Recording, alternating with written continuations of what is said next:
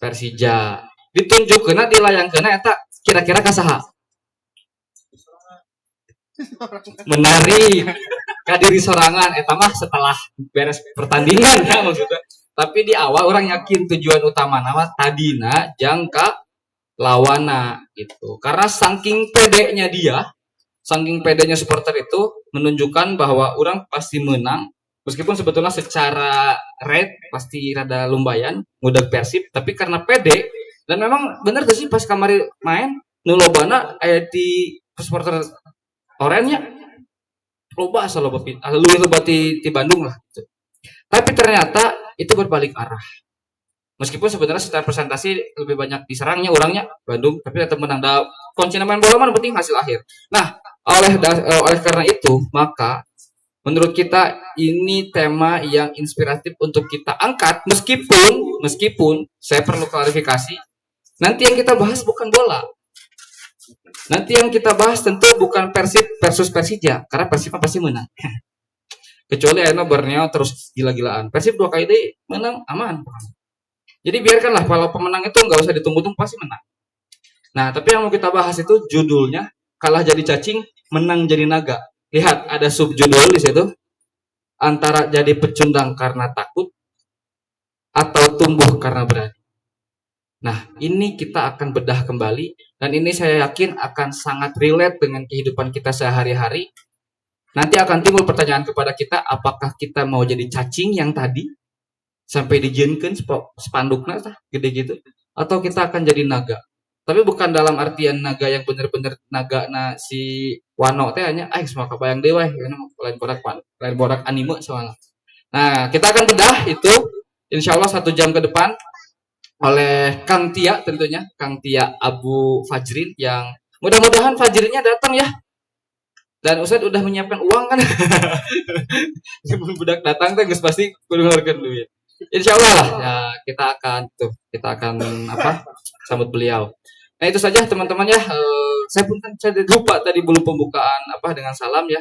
Tapi nggak apa-apa. Nanti mungkin disambungnya oleh Setia. Mudah-mudahan dengan tadi adanya hujan malam hari ini teman-teman tetap datang. Saya berdoa mudah-mudahan teman-teman mendapatkan pahala yang berlipat-lipat. Amin.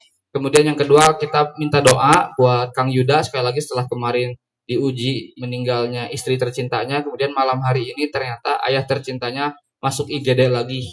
Kita berdoa ya, doakan Kang Yuda, mudah-mudahan dia sabar, bapaknya, orang tuanya lekas sembuh kembali. Begitu ya kurang lebih teman-teman. Terima kasih banyak sekali lagi saya ucapkan. Kita langsung berikan kesempatan kepada Kang Tia untuk menyampaikan materi kajian trotoar Kopdar 19. Kalah jadi cacing, menang jadi naga, antara jadi pecundang karena takut atau tumbuh karena berani. Kita berikan tepuk tangan dong untuk Kang Tia. Cek Kang Tia tadi orang keprokan ke juga manuk. Tentunya eta mah pekan kemarin ke Camania. Bangga Kang Tia.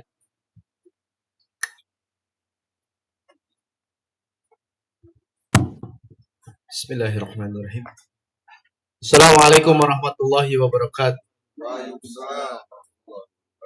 Alhamdulillahirabbil alamin. Shalatu wassalamu ala asyrafil anbiya'i wal mursalin wa ala alihi wa ashabihi wa man tabi'ahu bi ihsanin ila yaumiddin.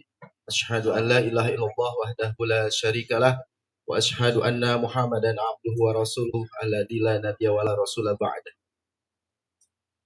Faya ayyuhal hadirun usini nafsi wa iyyakum bitaqwallah faqad fazal muttaqun. Allahumma shalli wa sallim wa barik ala Muhammad wa ala ali Muhammad.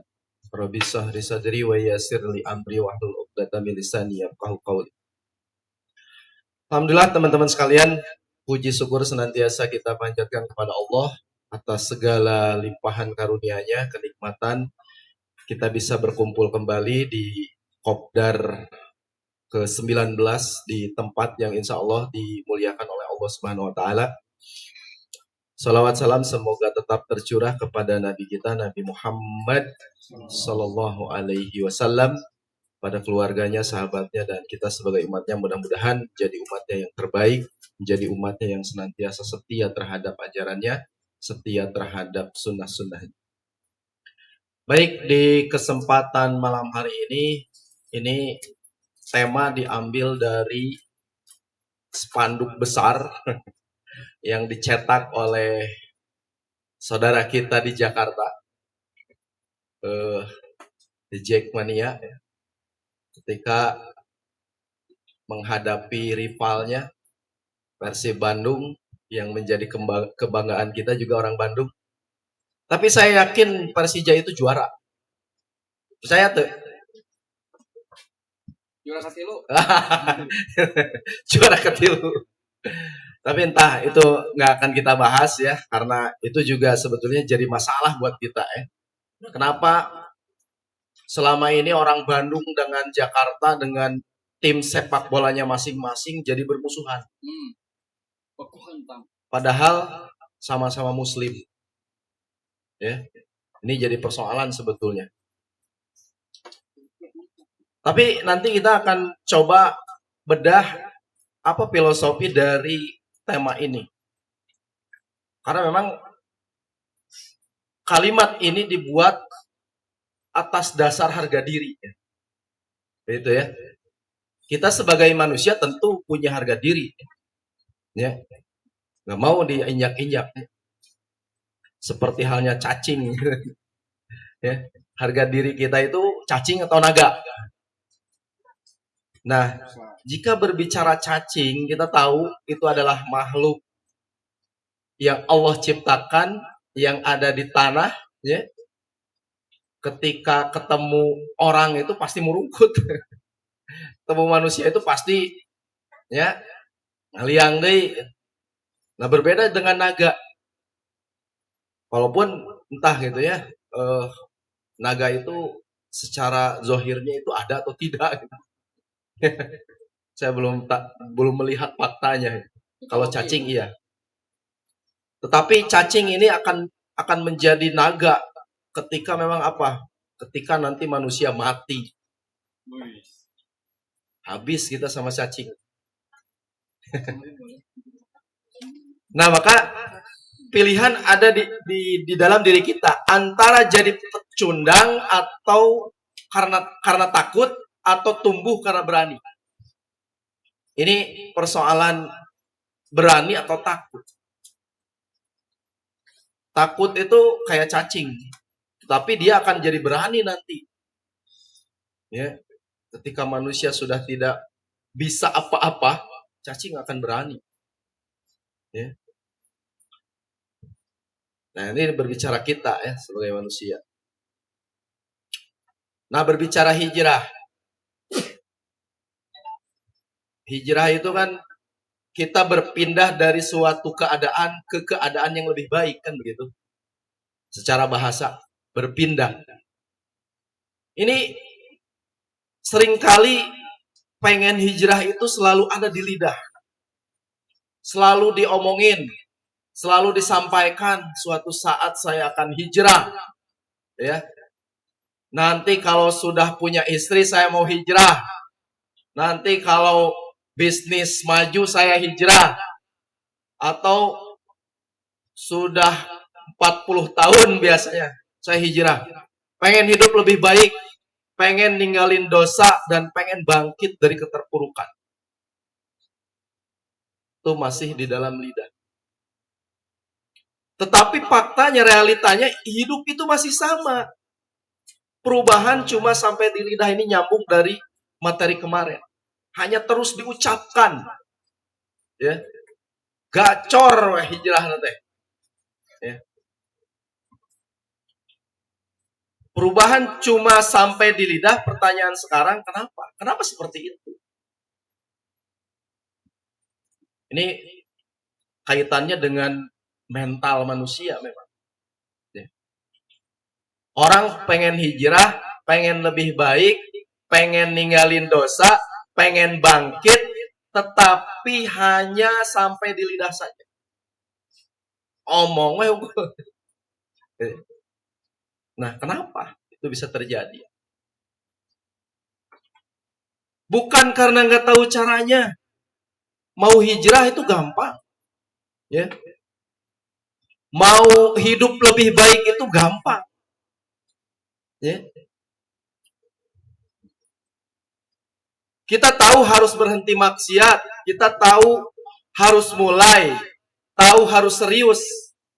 Terus kenapa diem? Karena kita terlalu takut kehilangan rasa aman. Nah, ini masalah keberanian, ya. Kita terlalu banyak ketakutan, bahkan bisa jadi mengarang takdirnya sendiri.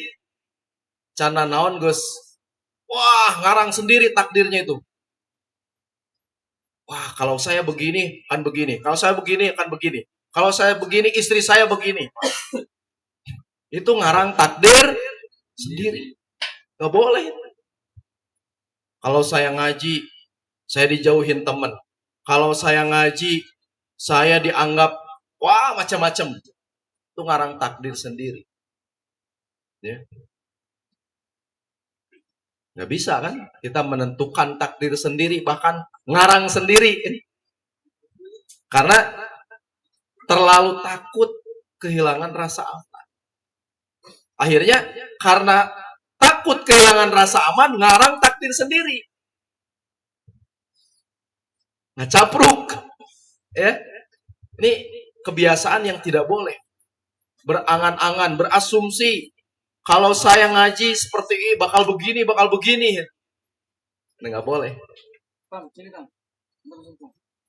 Nah, lalu kita mau jadi apa? Antara mental cacing dan mental naga. Ini berbeda.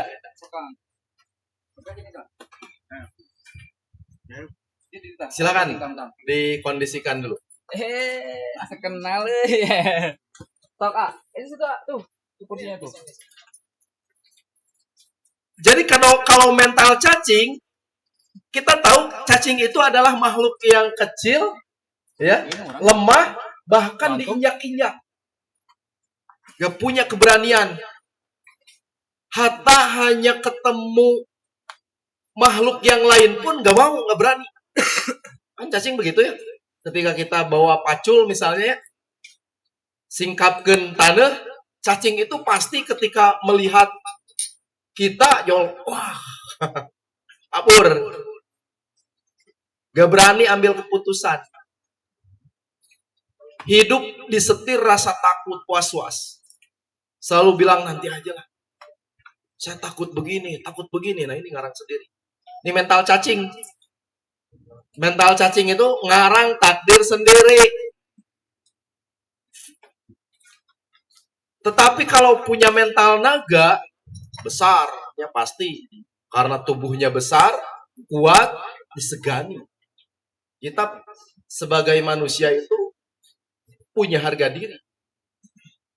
Dan harga diri kita itu ada di apa? Ada di dalam diri kita sendiri. Taklukkan diri kita sendiri. Karena musuh paling berat itu, musuh paling besar itu adalah diri sendiri. Musuh paling menakutkan itu diri sendiri.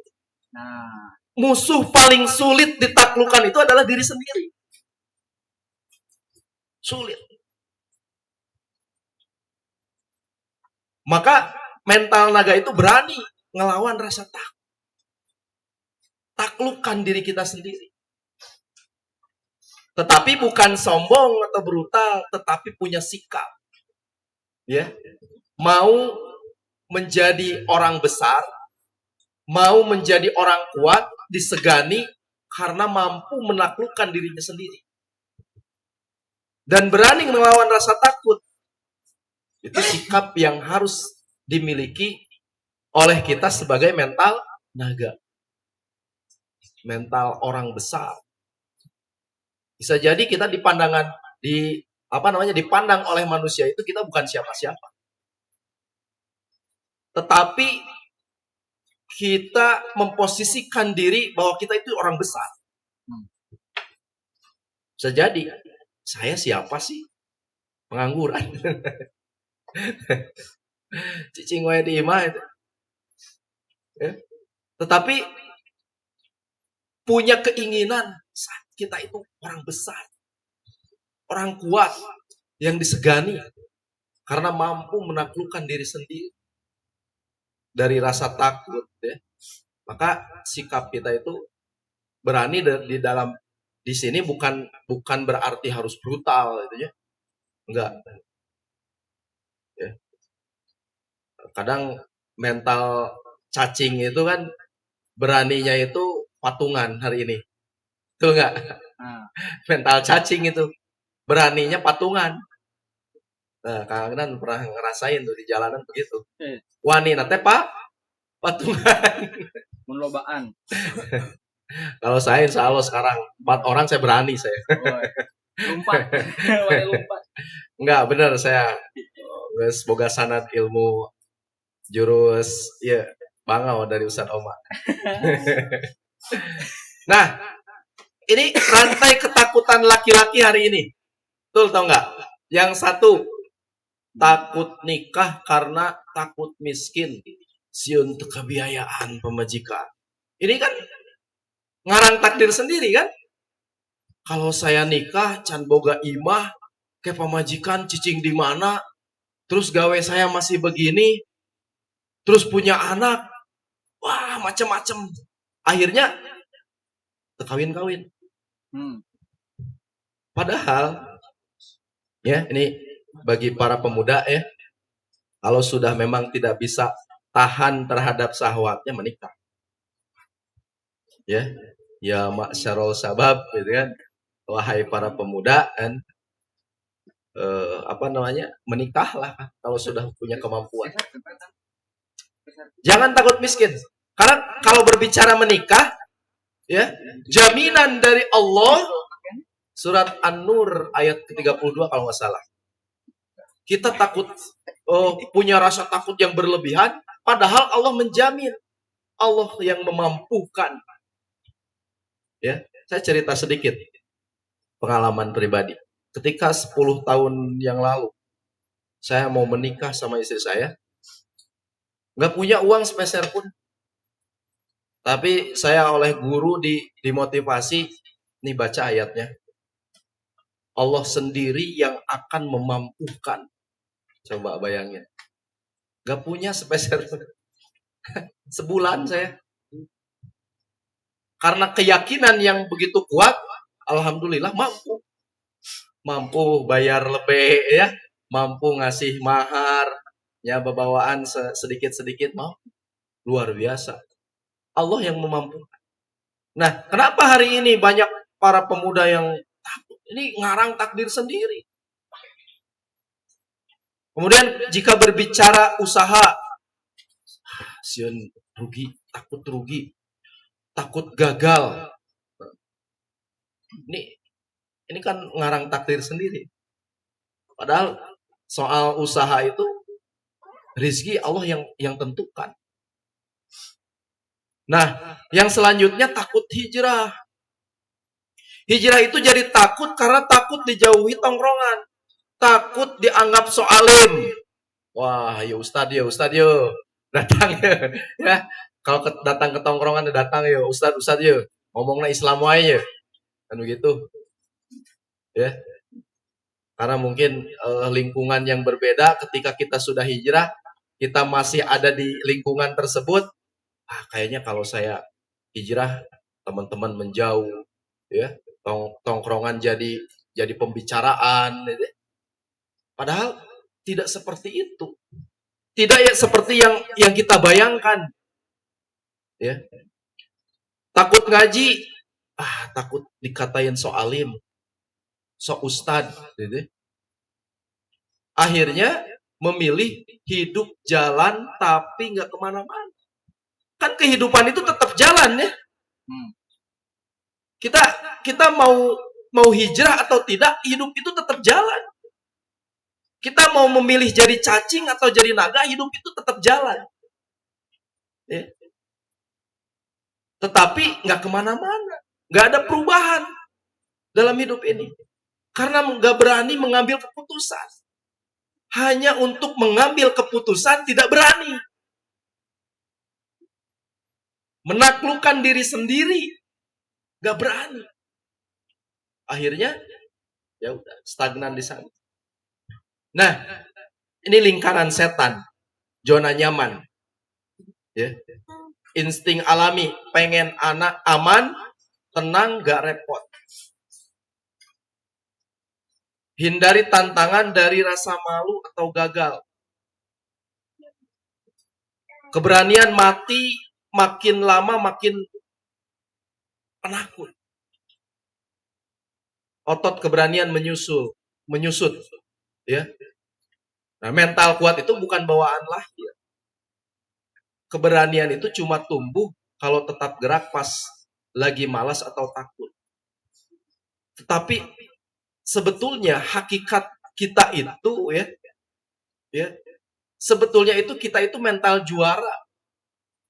Kita manusia yang terlahir ke dunia ini semua mental juara.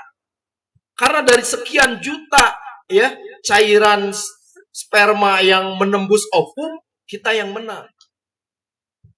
Kan gitunya. Cairan sperma itu balap itu. Dan pemenangnya itu akan jadi manusia. Kita itu sebetulnya sudah memiliki mental juara. Mental pemenang. Punya keberanian. Tetapi kenapa persoalannya hari ini setelah terlahir ke dunia, ya, keberanian itu tidak tumbuh. Ya, karena berada di dalam lingkaran setan ini. Zona nyaman. Ya.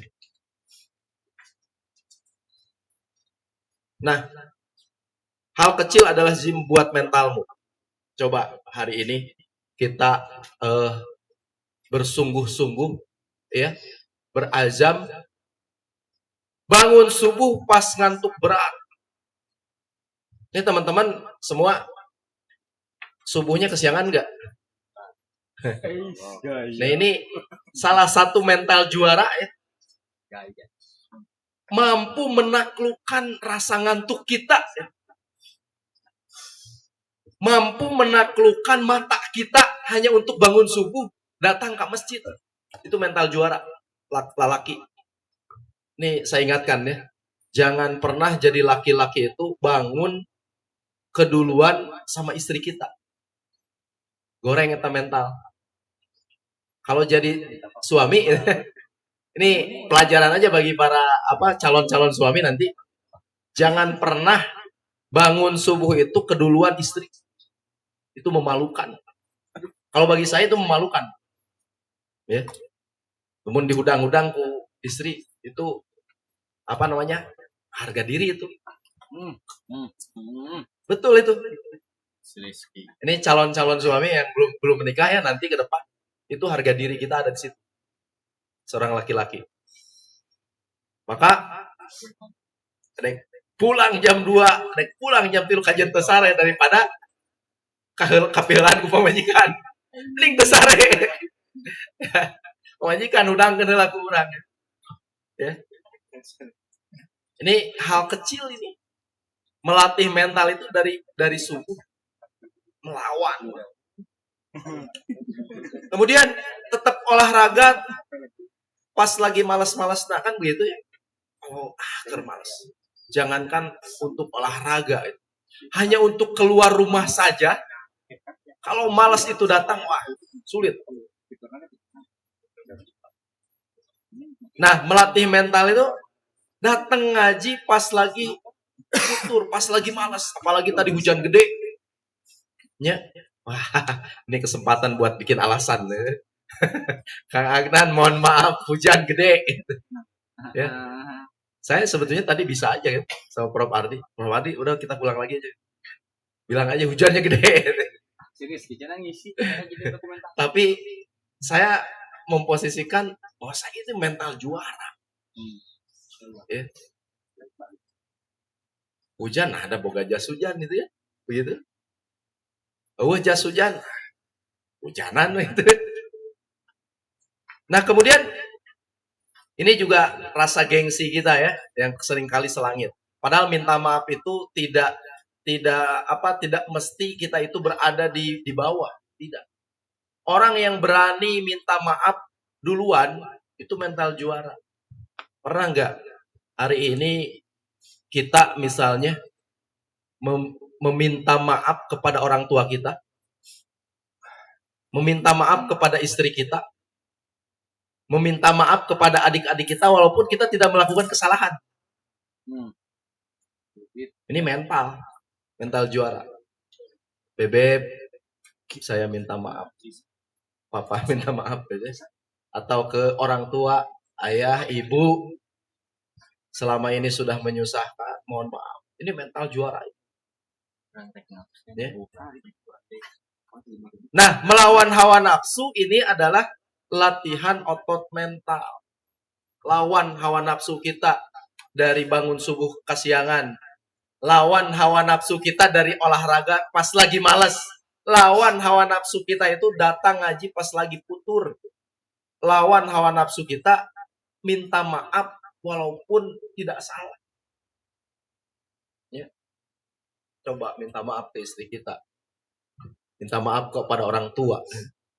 Gengsi itu. Apalagi nggak punya kesalahan apapun. Kadang-kadang punya kesalahan pun nggak berani minta maaf. Ini mental. Padahal salah kita. Ya. Hayang teuing aing minta hampuran.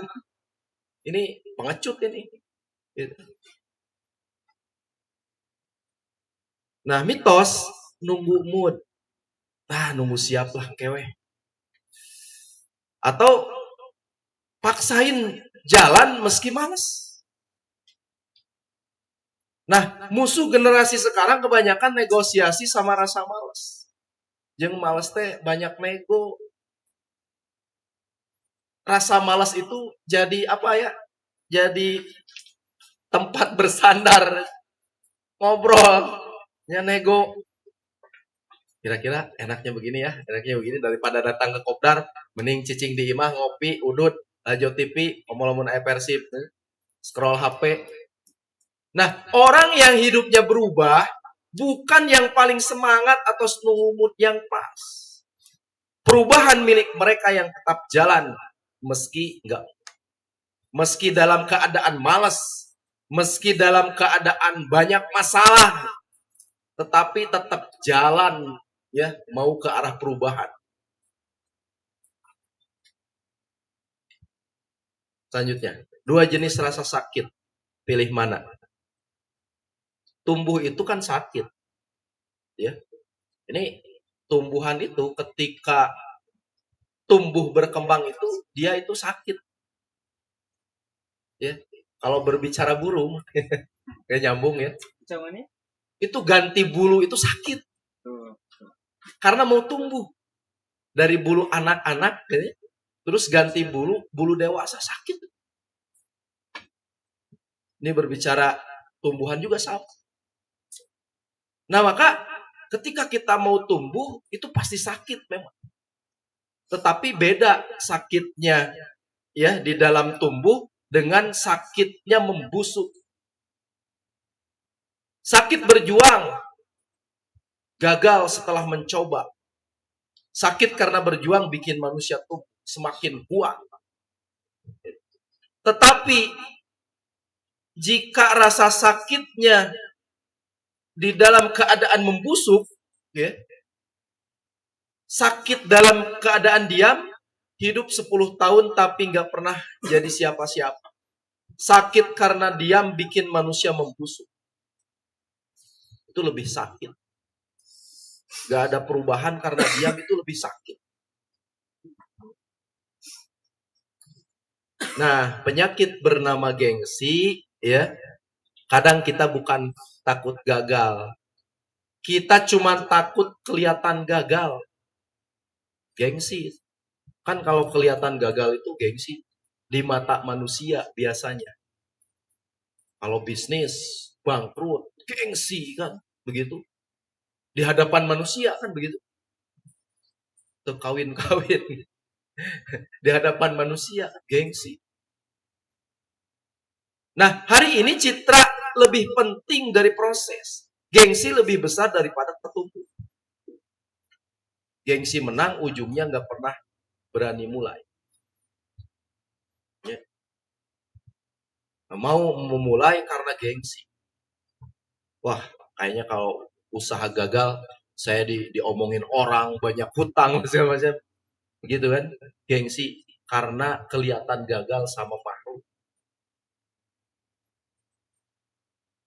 Nah, maka teman-teman sekalian, ini ada hadis Nabi SAW ya terkait apa namanya seorang mukmin yang kuat dan mukmin yang lemah dan dengan mukmin yang banyak gengsi gitu. Ini Allah bedakan. Di dalam hadis riwayat Muslim, Nabi Shallallahu Alaihi Wasallam menyampaikan, al mukminul kuwiyun khairun. Mukmin yang kuat itu lebih baik, kuat mental, ya, kuat KRH, kuat segala macam, kuat nggak takut dibilang kelihatan gagal, nggak takut. Wa ahibbu ilallah, lebih dicintai Allah. Bahkan mukmin yang kuat itu bukan sekedar dia itu menjadi lebih baik, tetapi luar biasa dicintai oleh Allah. Ya. Tetapi bedanya orang mukmin yang lemah, minal mukminin doifi, daripada mukmin yang lemah.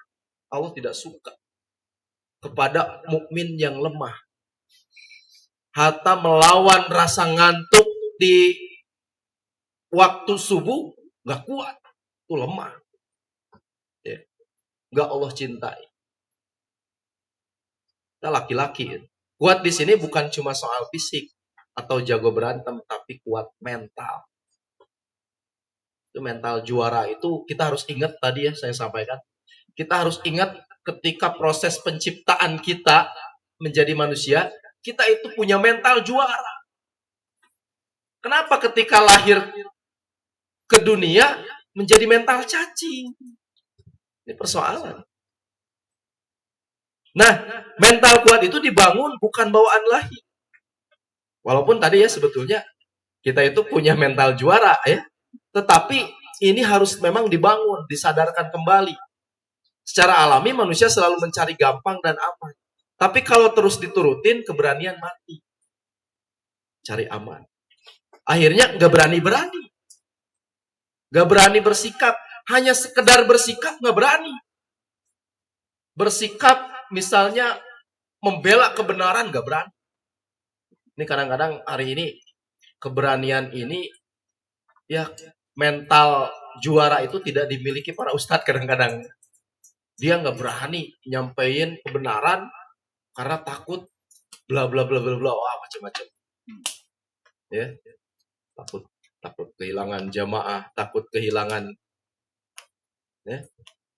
Ini jangankan kita, memang para ustadz pun ternyata demikian. Bukan saya maksud apa namanya merendahkan mereka itu secara keilmuan, tetapi ini soal mental.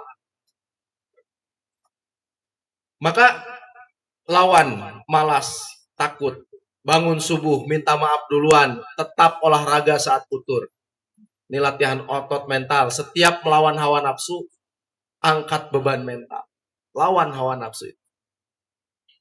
Maka keberanian akan tumbuh. Semakin sering dipaksa, hidup akan semakin berat. Ini ke arah perubahan itu memang ini harus ada paksaan dalam diri kita. Kalau dipaksa orang lain kan gak enak ya. Digusur-gusur sampai ngaji gitu. Datang ke kopdar, pasti ngelawan. Tetapi kalau memaksakan diri sendiri, ya, memaksakan diri sendiri untuk berubah, nah ini keberanian yang luar biasa. Ya.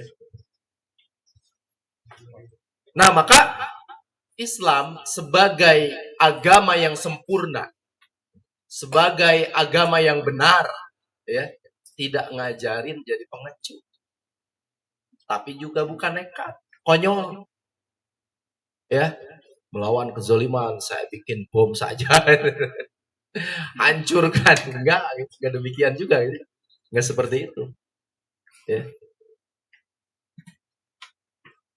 Nah, seorang pengecut,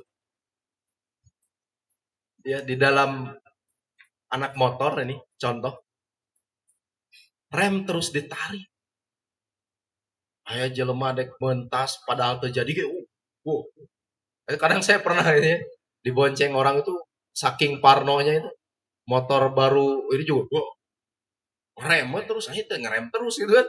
Ini mental pengecut. Oh, klakson.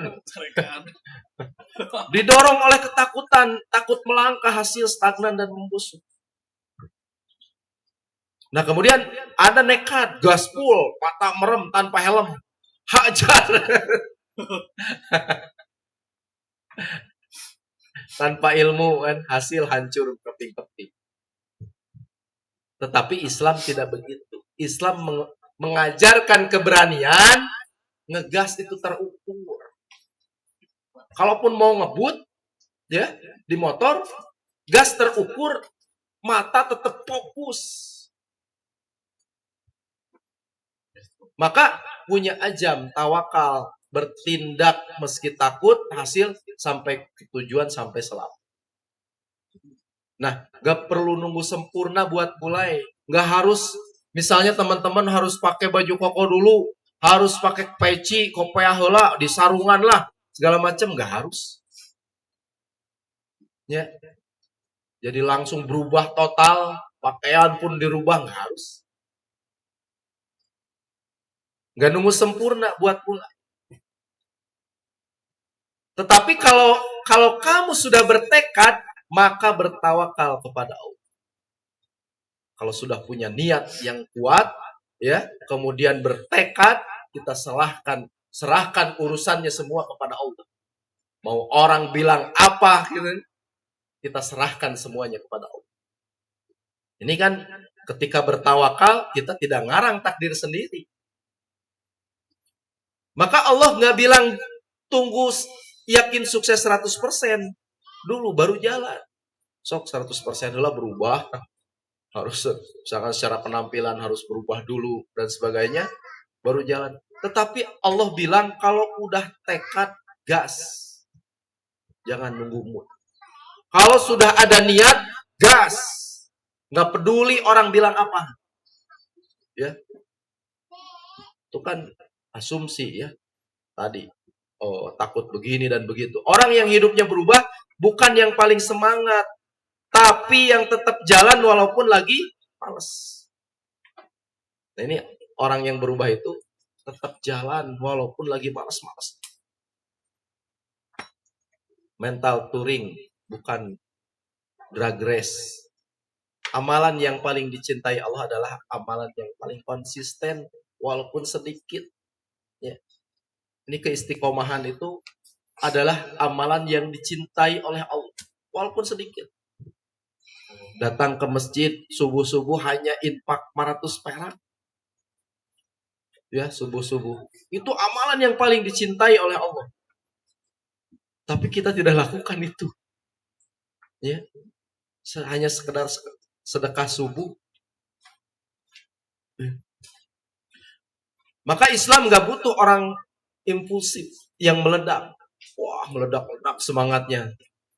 Di awal lalu hilang tanpa bekas. Tetapi membangun manusia yang tahan jalan jauh.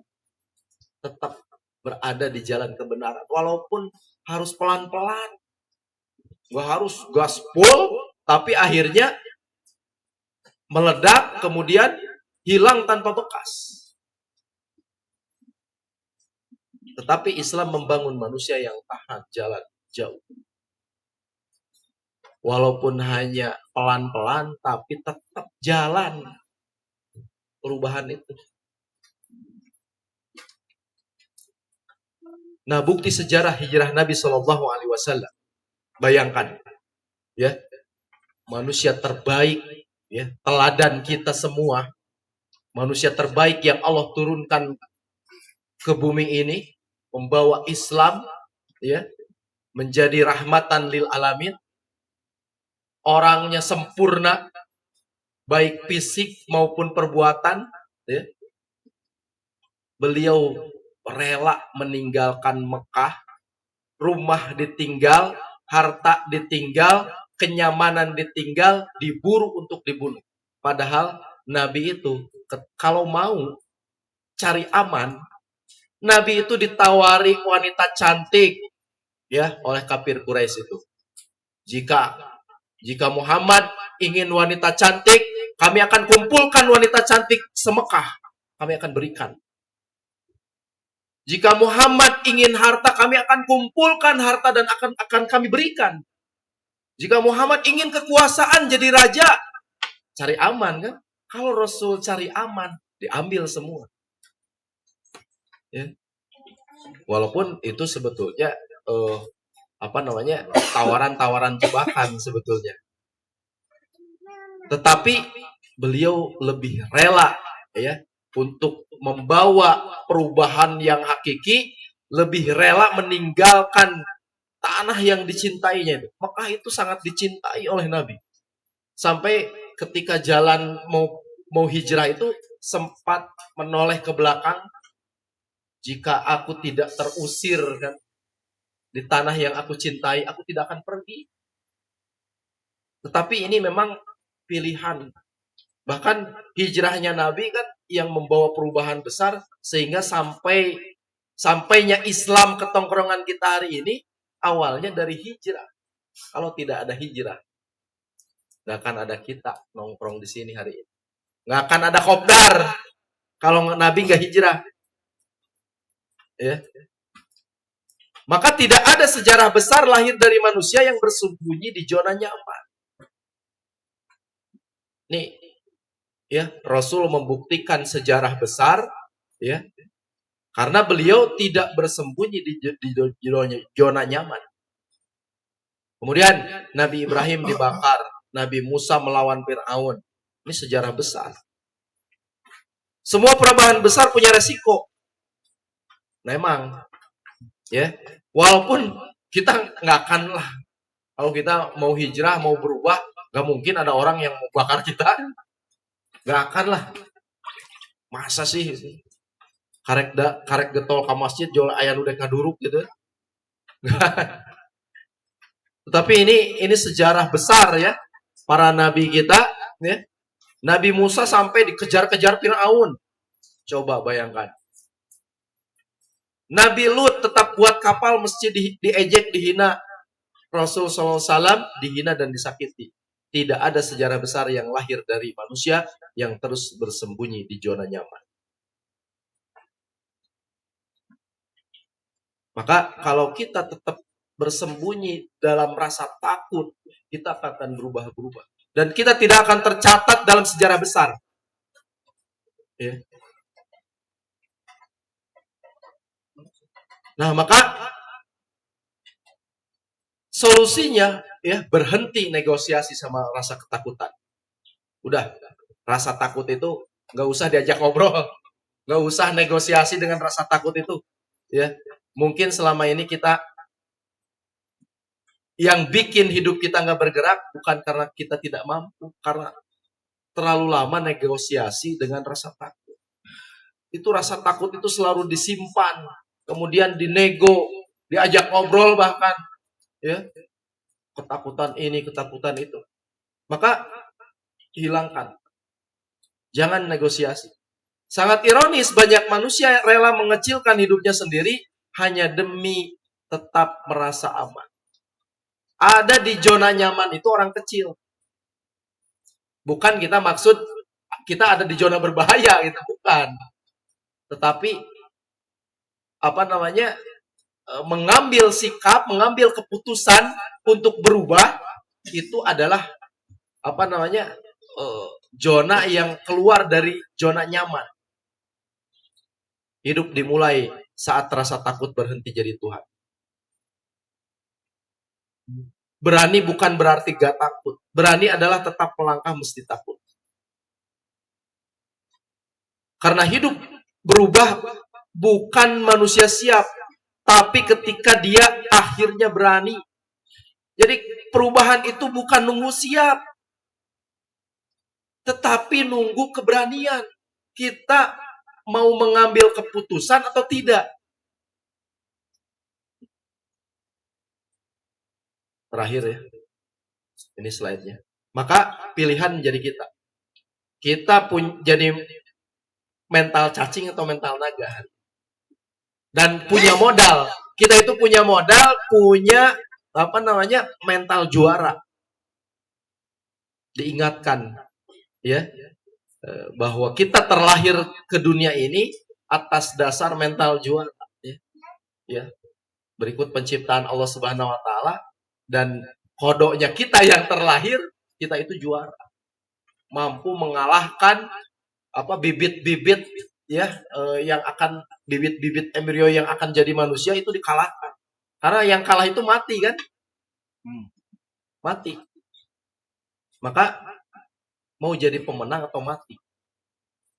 Wallahu a'lam bishawab. Demikian bisa disampaikan singkat saja ya. Mudah-mudahan bisa dipahami dengan baik dan menjadi ibroh bagi kita semua. Kita serahkan kepada Baik ya. Barakallahu fikum, syukron jazakumullah khairan katsiran untuk Kang Tia materi kajian trotoar Kopdar ke-19. Kalah jadi cacing, menang jadi naga. Tapi sebelum masuk ke sesi diskusi atau tanya jawab, saya mau absen dulu dong. Siapa namanya? Antum. Fajrin ya. Fajrin apa? Hah? Fajrin Al-Subhan. Oh, Tanjila Soban. Kayak kenal ya. Sareng saya itu dipahin. Terus ya, saha namanya? Ajis, Kang Ajis. Iya. Bayu, sekolah di mana sekolahnya? Hah? Oh, Sumun Hiji. Sumun Hiji mah di ditu meureun. Poho ya. Orang Banjaran poho sekolah di mana? Hatur nuhun ya, Kang Fajrin, Kang Ajis, Kang Bayu. Berarti kelas berapa ya, kelas 10 sadayana. Sasekelas teh. Sabangku. Mungkin dong sabangku tiluan. Nggak mungkin ya. Ya, alhamdulillah hatur nuhun terus lengkap. Jadi sebelum masuk ke sesi diskusi, kita mau saya mau nanya dulu ya. Ini maka teman-teman secara jujur mohon direspon ya. Sebenarnya sampai detik ini ya, teman-teman, sampai detik ini yang membuat teman-teman tidak melakukan sesuatu, meskipun teman-teman ngerasa orang teh apal itu balik, orang kudu melakukan eta, tapi can ngalakukeun apa sih kira-kira? Rasa takut apa sih? Rasa atau kekhawatiran apa sih yang membuat antum kalian semua sehingga tidak mau melakukan itu? So, kira-kira boleh lah, ini mah sharing aja, papeletukan weh. Selain tadi misalnya teh malas atau naon gitu. Teu yakin. Oke. Nu lain aya deui kira-kira? Pembenaran atas kenyamanan menurutnya ada orang mah geus nyaman juga kieu jadi saya hoream. Atau apalagi ada lagi teman-teman yang lain? Kang Fajrin atau Kang Aji sama Kang Bayu pernah tuh di posisi eta? Kang Fajrin teh apanya? Antum teh apal kudu ngalakukeun ieu tapi masih kayaknya teu dilakukeun karena ngerasa naonnya sieun lah, hoream lah atau naon. Kira-kira naon? Biasa namun gitu. Jika ngerjakan PR, ditunda-tunda. Alasannya naon kira-kira? Hoream kah? Sieun kah? Bener tuh? Benernya, bener. Atau ada lagi yang lain? Karena ada orang makang tipe jalemana teh ngerjakeun teh SKS, sistem kerja semalam. Sapuputing eta di ujian teh. Ujian satahun teh sapuputing eta dikerjakeun misalnya. Atau Dani, kunaon dan misalnya teh urang terlalu introvert atau terlalu ambivert. Ada lagi? Tadi kenyamanan, tadi askeun kurang yakin, hoream. Nah, sebetulnya tadi sudah ada jawaban ya. Ternyata kata Kang Tia, kita tuh sebetulnya dilahirkan atau kita terlahir sebetulnya dari mental-mental pejuang. Tapi hanya ayeuna orang jadi cacing. Kunaon tadi mungkin alasan-alasan yang tadi seperti itu. Teman-teman yang lain barangkali ada yang mau diskusi atau apapun lah, boleh silahkan. Pak Guru juga biasanya Pak Guru suka ada diskusi, mangga. Ada? Oh, cakap, siap. Oh, ada. Saya kok error ya. Wah, maaf deh. Bismillahirrahmanirrahim. Assalamualaikum warahmatullahi wabarakatuh. Waalaikumsalam. Kang Tia, palingnya yang naroskeun. Karena memang sebagai manusia ini kita memang terlahir tuh punya iman tuh selalu naik dan turun. Mungkin bisa memberikan kiat-kiat supaya perubahan kita tuh bisa istiqomah. Karena memang saya juga masih merasakan terkadang ya karena imannya naik turun, perubahan-perubahan yang kita lakukan tuh gak bisa istiqomah. Padahal kan sudah dikatakan bahwa hari ini harus lebih baik dari hari kemarin, hari esok harus lebih baik dari hari sekarang. Tapi kebenarannya yang terjadi adalah terkadang pada saat iman kita lagi turun, ternyata ya seperti itu. Jadi barangkali ada kiat-kiat untuk tetap biar istiqomahnya kita lebih kuat lagi nih. Apa nih kiat-kiatnya biar bisa terus dipupuk rasa istiqomah dalam hal-hal yang baik. Mungkin itu saja.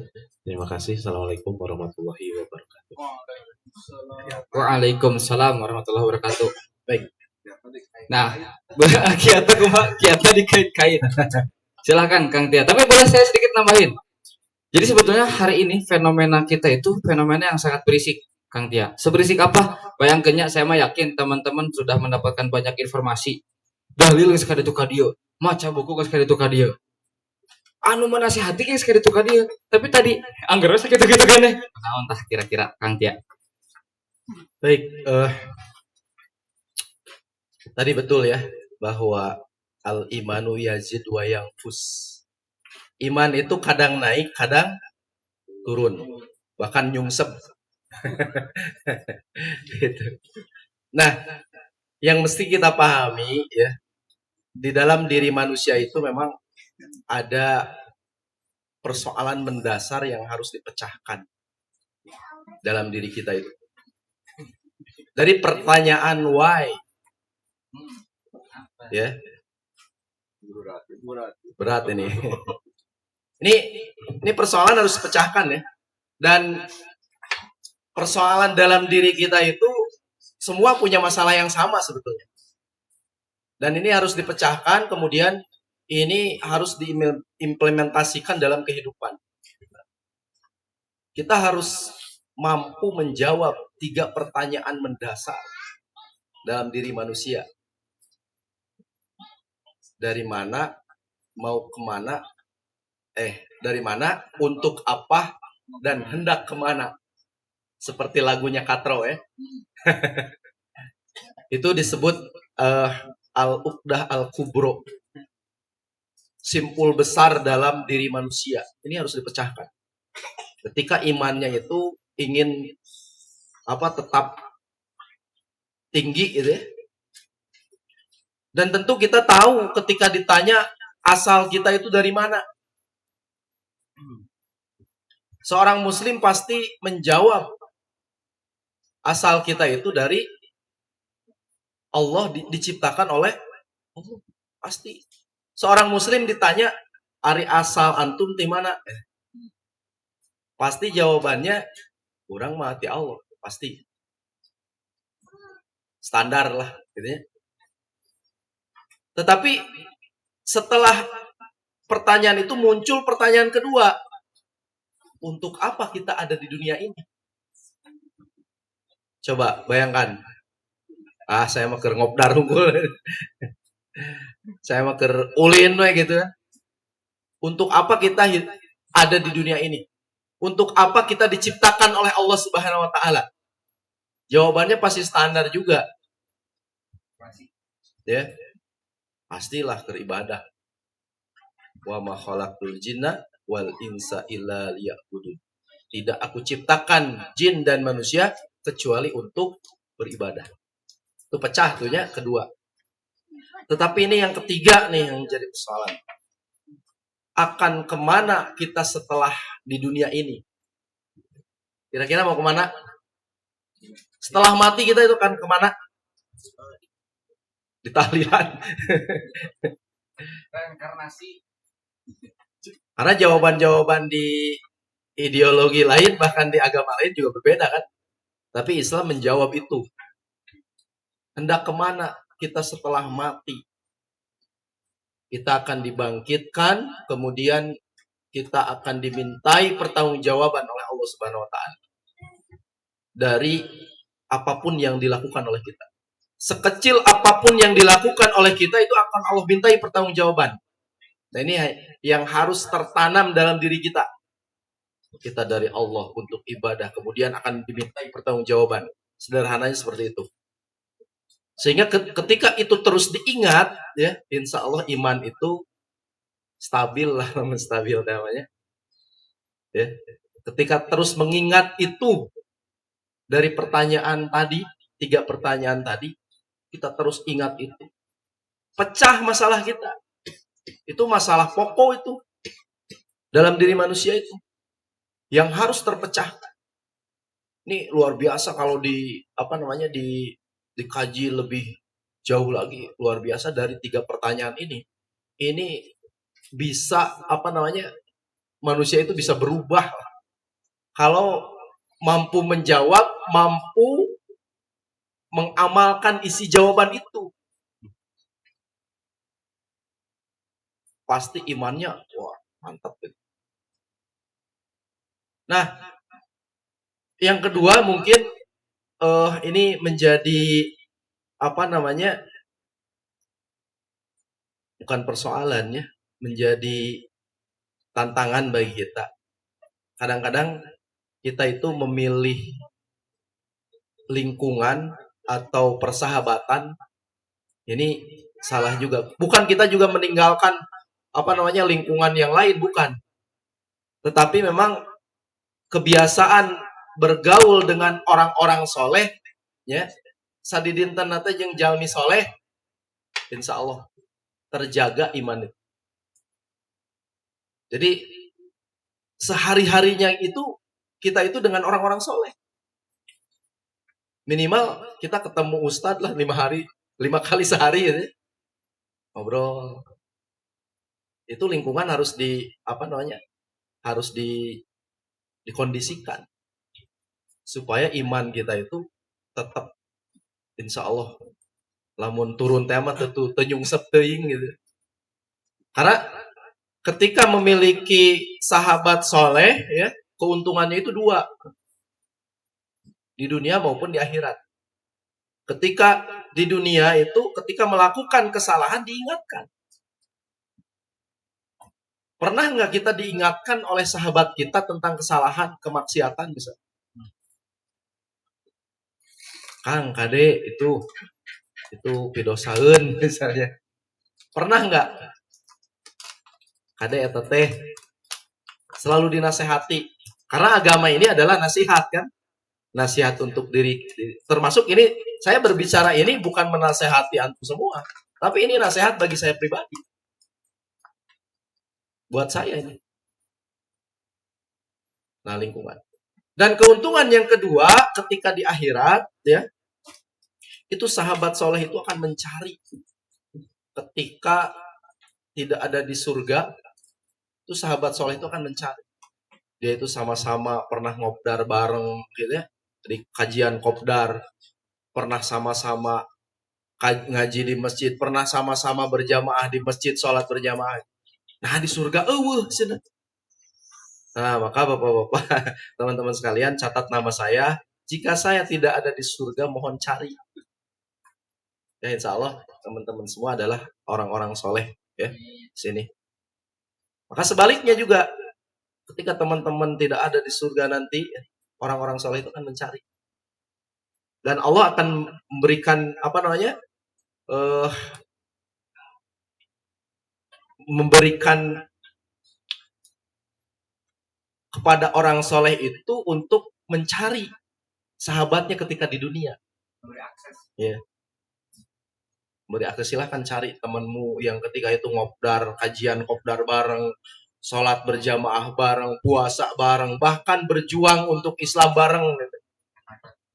Ya, itu dua itu saya pikir cukup. Cuman secara nafsiyah memang ini juga menjadi catatan bagi kita. Jangan pernah ketinggalan sholat subuh berjamaah di masjid.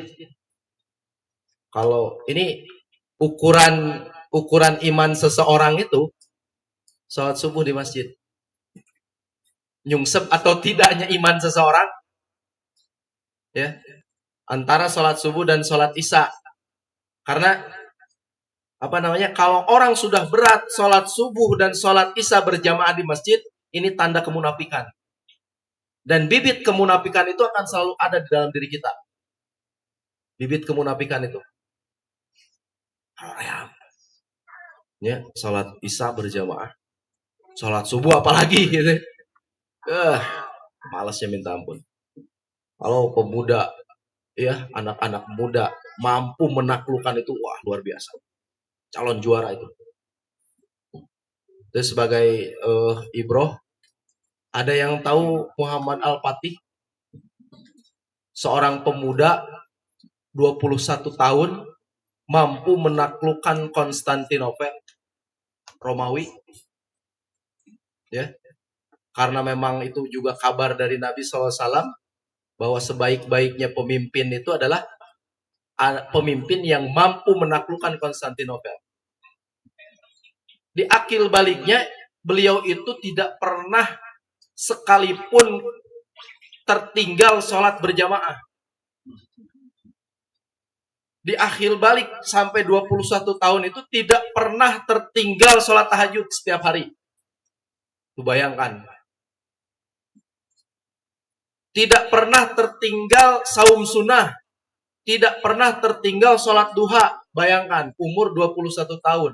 Mampu memimpin, membawa pasukannya menaklukkan Konstantinopel. Pemuda kita 21 tahun sekarang ngapain?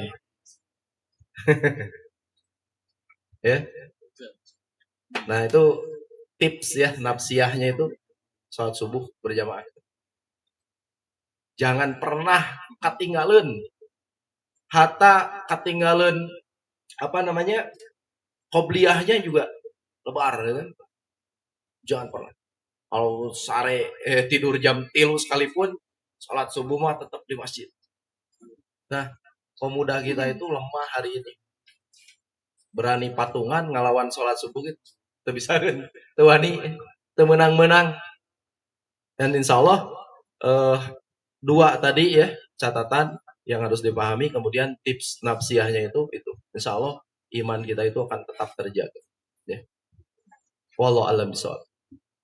Baik, barakallahu fikum, Kang Tia. Barangkali Pak Guru ada feedback dulu, cukup? Cekap, siap. Saya juga jadi teringat dengan cerita salah satu sahabat di kelompok kajian saya dulu, yang awalnya ada 5 orang, yang survive itu hanya saya aja seorang. Tapi satu waktu ketika dia udah pindah di Bandung, terus kata dia bilang gini, orang teh poe eta orang teh melakukan maksiat, cek manehna teh nya. Tapi gara-gara ninggali status musrif, sedriki, musrif kita dulu, emang musrif beliau juga, gara-gara ninggali status nah hukum, bari can dibuka, terjadi maksiatna. Kenapa? Saya nanya kan, nah bisa gitu. Ku era bari cacakan untuk di komentar, untuk dibaca eta status cuman karena ada muncul, akhirnya dia bilang, orang terjadi maksiatna era. Jadi mungkin membayangkan teh dulu punya lingkungan yang pernah mengingatkan, tadi kata Kang Tia pentingnya saling mengingatkan, kemudian membimbing itu membekas, bahkan membekas dia udah nggak ngaji, dia udah nggak nongkrong di lingkungan halakoh tadi, tapi ketika dia mau maksiat, ya status gurunya nggak jadi. Itu se-powerful itu. Nah, kemudian memang kayaknya persoalan ini tuh persoalan pembiasaan ya, sepertinya ya. Jadi memang mungkin kita juga memaklumi untuk teman-teman yang mungkin langkah awal masih berat kayak tadi yang disampaikan oleh Kang Tia untuk sholat subuh dan lain sebagainya. Tapi kami mengapresiasi sekali nih, apalagi teman-teman yang baru yang 3 orang nih, Kang Bayu, Kang Ajis, Kang Fajrin, yang hari ini udah datang, kita sangat senang sekali gitu sebagai langkah awal. Dan mudah-mudahan Kopdar juga dari bagian dari untuk membangun kebiasaan yang baik, sehingga nanti sudah biasa. Lebih dari itu naik level lagi, tadi sholat subuh, sholat isya dan sebagainya. Atau malah dibalik tadi, karena menjadi indikator menafikan teh. Tadi disebut munafik teh sholat subuh jeung sholat isya, batak bae zuhur asar mah ditinggalkeun, entah kitunya. Semuanya artinya kalau sholat subuh sama isyanya sudah jalan, mana mungkin dong yang 3-nya enggak, gitu maksudnya. Begitu, barangkali teman-teman yang lain ada yang masih mau bertanya, silahkan. atau menambahkan atau memberikan cerita-cerita yang tadi apa disampaikan, punya pengalaman yang sama, punya kendala yang sama terus tersolusikan atau merasa ada orang yang belum paham bro. Pak Haji. Bismillah, izin sharing. Ini mah ceritanya mana? Cerita tentang konsistensi gitu. Waktu dulu di pondok gitu, proses saya menghafal Al-Quran itu kan butuh yang namanya konsistensi gitu. Istiqomah. Itu nggak bisa kita tuh nggak bisa ada namanya libur panjang. Kita boleh misalkan ambil libur 1 atau 2 hari, tapi nggak bisa itu tuh lebih dari 1 minggu, nggak bisa lebih dari 3 hari. Lebih dari 3 hari itu udah mengganggu. Jadi kita tuh harus kasih batasan. Seputur-futurnya kita harus kasih batasan gitu. Dimana kita saatnya harus mulai lagi. Itu ketika misalkan ada rasa malas muncul, karena itu wajar ya. Kalau misalkan ada rasa malas muncul, ya mungkin kita juga nggak boleh berlarut-larut di situ. Ketika misalkan rasa malas itu udah gede banget, ya sekali 2 kali nggak mungkin kita boleh kasih toleransi gitu. Kalau ke hal-hal yang sunnah gitu ya. Kecuali kalau hal yang wajib. Kalau yang wajib itu harus kita lakukan semalas apapun, misalkan sesusah apapun, karena itu pahalanya pasti akan lebih gede gitu. Ketika kita melakukan sesuatu dengan kesulitan yang lebih besar, itu pasti pahalanya juga akan lebih besar. Nah, yang jadi trigger buat kita melakukan konsistensi yang saya alami itu, kita harus punya niat, kita harus punya tekad lebih besar daripada rasa malas itu sendiri. Karena ketika rasa tekad itu, rasa semangat itu, rasa kepemilikan, tanggung jawab itu lebih besar daripada rasa malas, itu nggak ada yang nama rasa malas. Mau sehujan gede apapun, mau misalkan sesulit apapun, ujiannya seberat apapun, itu pasti akan kita lalui gitu. Apalagi kita sebagai laki-laki gitu kan, kita pengen membahagiakan orang-orang di sekitar kita. Sebagai bapak-bapak gitu ya, sebagai kepala keluarga, itu pasti dorongannya besar untuk membahagiakan istri, membahagiakan anak-anak. Yang saya lihat itu dari bapak-bapak gitu ya. Karena saya belum menikah gitu kan. Saya lihat itu semangat mereka tuh luar biasa gitu. Bahkan bisa sampai kerja itu dari pagi sampai pagi. Nge-grab sampai jam 12 malam, sampai jam 2, sampai subuh bahkan. Ya karena tadi tekadnya itu lebih besar daripada rasa malasnya sendiri. Itu yang saya ambil gitu ya. Nah, untuk tadi mungkin kalau misalkan saya kasih tips mah, kita kasih batasan gitu. Ya mungkin sekali 2 kali gitu ya. Nggak apa-apa gitu. Kita tuh kasih jeda dulu buat diri kita selain daripada hal wajib gitu ya. Tapi kita harus punya batasan berapa lama kita ini rehat gitu. Jadi nggak bisa kita terus-terusan rehat. Kalau misalkan kita udah nyaman di situ, kita gak bakal mulai lagi. Sekian mungkin. Wabillahi taufik. Baik, barakallahu fikum. Aska sebagai teknisi ya. Teknisi melatih kebiasaan dengan hafalan Quran. Memang betul yang menarik seperti itu kayaknya Kang Tia. Jadi ada istilah, bukan istilah, saya kayaknya kita itu suka ngerasa kalau udah biasa melakukan satu hal, satu waktu kita berhenti melakukan hal tersebut, saya yakin mengulangnya kembali akan berat. Makanya tadi menarik apa yang disampaikan Kang Aska itu, jangan sampai berlama-lama untuk berhenti. Karena kalau lebih dari itu, benernya balik deui hesenya. Kayak tadi Kang Tia bilang mengulang-ulang masalah sholat subuh. Di hari pertama sampai ke 30 terus sholat subuh, hari ke-31 misalnya nyaman dihitung hari 31 32 sudah tidak masuk hari ke-33, saya yakin akan berat. Gitu ya, kira-kira begitu ya Kang Aska. Menarik. Mau ditanggapi? Cukup ya. Itu udah ultimate banget gitu. Ada yang mau menambahkan terkait konsistensi atau istiqomah? Silahkan. Atau mau ada yang bertanya atau cerita? Mungkin terakhir ya. Karena memang meskipun kita terlambat tadi mulai karena hujan, kita tetap konsisten untuk menyelesaikannya di jam 10, mungkin jam 10 kurang lebih 10 lah atau lebih 15. Ada lagi barangkali? Kang Haris? Horeami bikin gitu.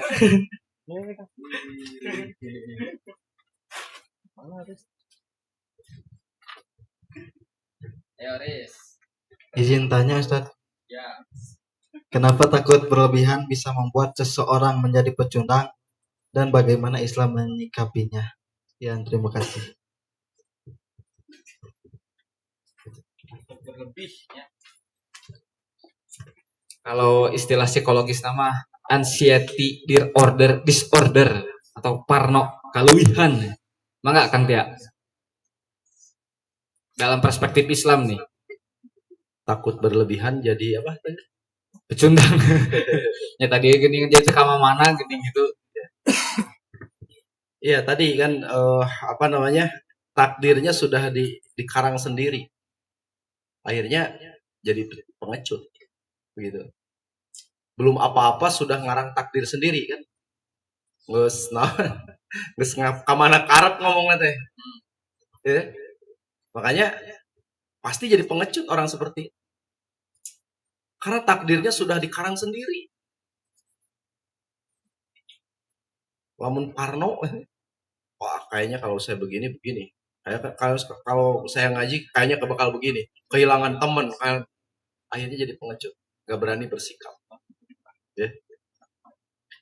Jadi teman-teman sekalian, catatan penting bagi kita hari ini, jangan pernah kita ngarang takdir sendiri. Sudah dilukiskan takdir itu sejauh mungkin.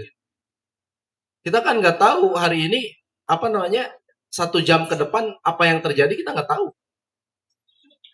Ya. Tetapi kalau jadi pengecut, ya tetap diam di situ. Ya. Kalau tidak mengambil keputusan dan tidak bersikap, cicing we didinya. Akhirnya jadi benar-benar pengecut. Saya pikir itu simpel saja jawaban dari saya. Mungkin ada tambahan dari yang lain. Baik. Jadi sepengecut apa kita? Tadi kata Kang Tia sebetulnya kalau buat tongkrongan mah seolah-olah galak di luar. Misal kayak ke teman-teman yang di sekolah, jadi jagger, tukang ngabuli. Tapi di tita sholat, tuh wani ini tindak acan. Sepengecut itu kita. Nah mudah-mudahan menurut saya mah kita mah tidak ya begitu. Ada yang mau menambahkan barangkali terakhir? Atau teman-teman ada yang mau berkisah? Cukup ya? Cukup? Baik, kalau cukup karena memang Kang Tia sendiri ada muncul sunaman pamangan sanes gitunya. Jadi tadi ngebut pisan. Sejam ini teh materi yang harusnya idealnya sejam atau maksimal sejam setengah, tapi masya Allah beliau tadi gas terus gitu sampai rem putus. Baik, sebelum ditutup saya mau informasi dulu sedikit. Jadi memang di momentum mungkin 2 pekan ini ya yang lagi ramai itu di samping ini judulnya. Tadi pas saya lagi posting ini, budak Jakarta itu ngajapri temana menihem cenah. Sabar Kang cek katanya payahna ayeuna Bandung keur menang kudu ngelehan padahal kan kurang tengah bahas bolanya. Terus yang kedua, yang lagi ramai itu hari ini secara lingkungan, sosial, dan politik, ada yang lagi ramai, yaitu film dokumenter Pesta Babi. Nah, teman-teman kalau yang udah nonton cuplikannya, nonton trailernya, karena memang film itu belum dirilis secara utuh oleh Mas Dandi, jadi hanya bisa dikonsumsi oleh beberapa orang-orang yang punya privilege saja, masih nobar-nobar aja gitu. Nah kemudian teman-teman pengen tahu tentang apa filmnya, sebetulnya singkatnya begini. Film itu hanya ingin menunjukkan bahwa ada sistem yang berjalan merusak sebuah ekosistem di Papua. Kemudian terjadi perlawanan oleh masyarakat setempat dan ternyata yang paling mengejutkan aktornya itu adalah orang-orang yang memimpin kita sekarang. Itu aja. Nah maka kita pekan ini, lebih tepatnya besok, akan mengadakan nobar sekaligus diskusi yang sebetulnya kita juga lihat di beberapa tempat diskusinya sudah berjalan, cuman saya memberikan garansi diskusi kita kali ini akan sedikit berbeda karena kacamata atau solusi yang ditawarkan ini berbeda. Kita akan melihat bagaimana film Pesta Babi yang sedemikian rupa disolusikan dari kacamata atau perspektif Islam. ngomongin lahan yang digarap, ngomongin lahan yang digerus dan lain sebagainya. Saya suara teh bener sih? Bener ya? Oh, bisa masuk. Iya, bisa kada sieun gitu. pengumuman jam sakieu apa kan mau mungkin hey bentuk ke posyandu mau mungkin jam sakieu kan. Biasanya ya mudah-mudahan inilah. Nah itu, jadi saya mau mengajak barangkali teman-teman yang biasa ikut di ruang-ruang kritis, yang punya pemikiran lebih kritis, pengen tahu situasi kondisi sekarang seperti apa, khususnya di film itu. Nah, maka kita mengajak yang kali mau join, silahkan nanti boleh japri saya, nanti saya kasih informasi detailnya. Kita akan nonton bareng, diskusi bareng, sekali lagi bagaimana melihat kacamata kondisi di Papua melalui kacamata Islam secara ideologis. Dan yang terakhir, buat teman-teman yang kemarin sudah lihat kita ngeposting buat apa ya, Ki boleh di itu lagi nggak Ki foto baju katro kalau masih ada. Hari ini adalah hari terakhir yang mau pesen ya. Jadi si visualnya itu menggambarkan Bandung. Kenapa Bandung? Karena gambar belakangnya itu Gedung Merdeka yang syarat dengan historis ya, perjuangan Indonesia. Di depannya ada anak-anak motor. Kemudian ada logo Katro di situnya. Nah, itu kita open untuk jadi merchandise sebagai opini, dan yang berikutnya sebagai tambahan kas buat kita untuk operasional dakwah begitu. Jadi kalau teman-teman beli itu nambah kece, ngabantuan dakwah oke gitu. Nah, kita sambil nunggu Kang Rizky ngasih foto bajunya. Jadi hari ini terakhir ya. Ditunggu sampai pukul 00.00 ditutup close order. Dan alhamdulillah sampai hari ini penjualannya makin naik terus. Makin naik terus. Mana Ki? Coba buka chat Ayang. Ya aslinya dibuka yuk. Chatting Rizky. Turing happy bismillah lah. Ayang naon eta turing happy bismillah? Gancang put. Kita tetang dibuka euy. Si Rizky ya. Atau kurang ngomongin batur atau kayak gini lagi bahan rejim ya. Eta ya grup khusus lagi bahan rejim. Ente ketang. Baru tadi saya cerita sama salah satu honorernya di kesehatan. Saya tanya, bro, ayeuna kumaha? Orang naik jabatan. Oh, alhamdulillah. Kumaha gaji? Kan nambah sakitu ratus ribu ewang cek weh teh. Kecukupan teu ribuh pokokna mah. Urang cenah asa hayang ngamaki-maki cenah. Tapi kan ulahnya, ayo atuh urang nyeun grup bareng cenah. Jangan maki-maki unggul gitu. Aduh ampun cek saya teh. Aya teh Ki? Aya. Siap. Nah, begitu. Naon deui nya ngobrolna. Oh iya, informasi juga nih buat teman-teman yang mungkin hari ini baru join. Ari Kang Fajrin, Kang Bayu, sareng Kang Ajis bumina di palih mana? Ulah nanya heula kan imah antum sorangan, biar aku tak apa. Sukarame Ari Bayu? Kamasan Ari Ajis? Stasiun.